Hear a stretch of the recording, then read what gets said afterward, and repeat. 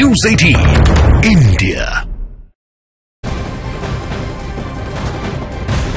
राष्ट्रपति के अभिभाषण पर लोकसभा में जवाब देते हुए पीएम ने डंके की चोट पर अगले चुनाव में दोबारा जीत का दावा ठोक दिया और ये भविष्यवाणी तक कर दी कि इस बार एनडीए 400 पार होगा।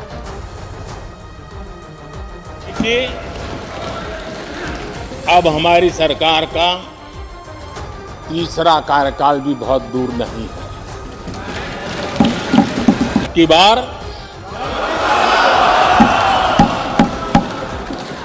पूरा देश कह रहा है, अब की बार खड़गे जी भी कह रहे हैं। लेकिन अध्यक्ष जी, मैं आमतौर पर ये आंकड़े के चक्कर में नहीं पड़ता, लेकिन मैं देख रहा हूं देश का मिजाज एनडीए को तो 400 पार करवा ही के रहेगा, लेकिन भारतीय जनता पार्टी को 370 सीट अवश्य देगा। और देखिए, लोकसभा में अपने 100 मिनट के भाषण में पीएम ने विपक्ष के ऊपर जमकर तंज कसा है, इंडी गठबंधन पर चुटकी भी ली है। पहले भानुमति का कुनबा जोड़ा,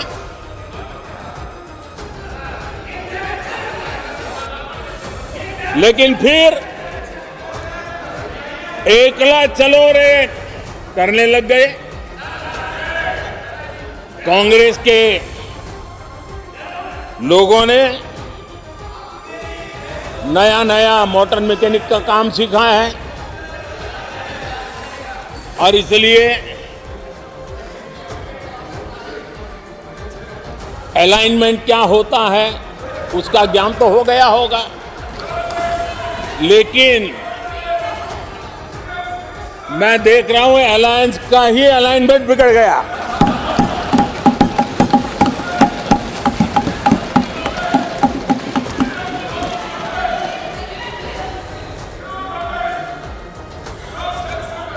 इनको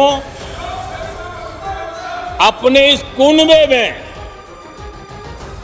अगर एक दूसरे पर विश्वास नहीं है तो ये लोग देश पर विश्वास कैसे करेंगे।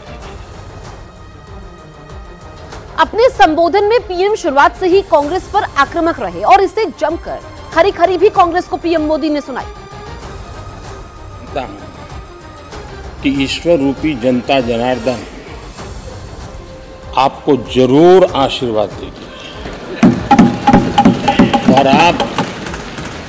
आप जिस ऊंचाई पे हैं उससे भी अधिक ऊंचाई पर जरूर पहुंचेंगे और अगले चुनाव में दर्शक दिशा में दिखेंगे। कांग्रेस का विश्वास हमेशा सिर्फ एक परिवार पर रहा है। एक परिवार के आगे वो न कुछ सोच सकते हैं न कुछ देख सकते हैं। एक ही प्रोडक्ट बार बार लॉन्च करने के चक्कर में कांग्रेस की दुकान ताला लगने की नौबत आ गई। तो कांग्रेस पर जमकर निशाना साधा प्रधानमंत्री नरेंद्र मोदी ने, और सिर्फ इतना ही नहीं, पूर्व प्रधानमंत्रियों यानी जवाहरलाल नेहरू, इंदिरा गांधी, इन सबको निशाने पर लिया। जी यानी नेहरू जी की भारतीयों के प्रति सोच थी कि भारतीय आलसी है। नेहरू जी की भारतीयों के लिए सोच थी कि भारतीय कम अक्ल के लोग होते हैं। और आदरणीय अध्यक्ष जी,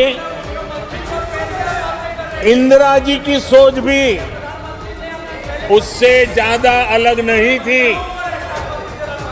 कांग्रेस के शाही परिवार के लोग मेरे देश के लोगों को ऐसा ही समझते थे, उनके विषय में ऐसे ही थे।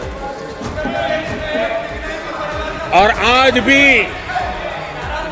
भी वही सोच देखने को मिलती है। माननीय अध्यक्ष जी, पीएम ने यह भी गारंटी दी कि उनकी तीसरी सरकार में भारत दुनिया की तीसरी बड़ी आर्थिक ताकत बनकर उभरेगा। सारे 10 साल के कार्यकाल के अनुभव के आधार पर आज की मजबूत अर्थव्यवस्था को देखते हुए जिस तेज गति से भारत विकास कर रहा है, उसकी बारीकियों को जानते हुए मैं विश्वास से कहता हूं, और इसीलिए मैंने कहा है कि हमारे तीसरे टर्म में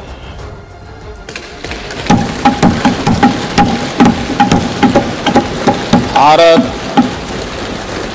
दुनिया की तीसरी बड़ी आर्थिक ताकत बनेगा, और ये मोदी की गारंटी है। और वहीं अपने संबोधन में प्रधानमंत्री नरेंद्र मोदी ने राम मंदिर का भी जिक्र किया। भगवान राम न सिर्फ अपने घर लौटे, बल्कि एक ऐसे मंदिर का निर्माण हुआ जो भारत की महान सांस्कृतिक परंपरा को नई ऊर्जा देता रहेगा।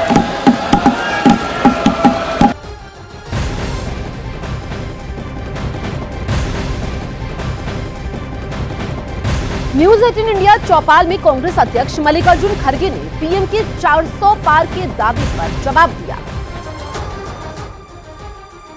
प्रधानमंत्री ने आपका नाम भी बहुत लिया कि आप ही ने कह दिया 400। मेरा नाम लिए बगैर नींद नहीं आती ना,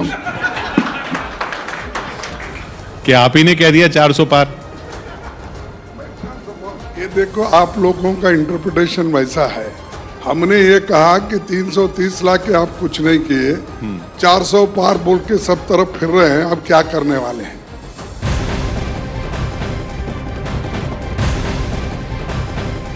और वही बड़ी खबर आपको बता दें, ज्ञानवापी परिसर में बंद तय खाने की एएसआई सर्वे कराने की मांग पर आज वाराणसी जिला कोर्ट में सुनवाई होनी है। याचिकाकर्ता राखी सिंह ने जिला जज की अदालत में याचिका दायर की थी, जिसे अदालत ने सुनवाई के लिए स्वीकार कर लिया था।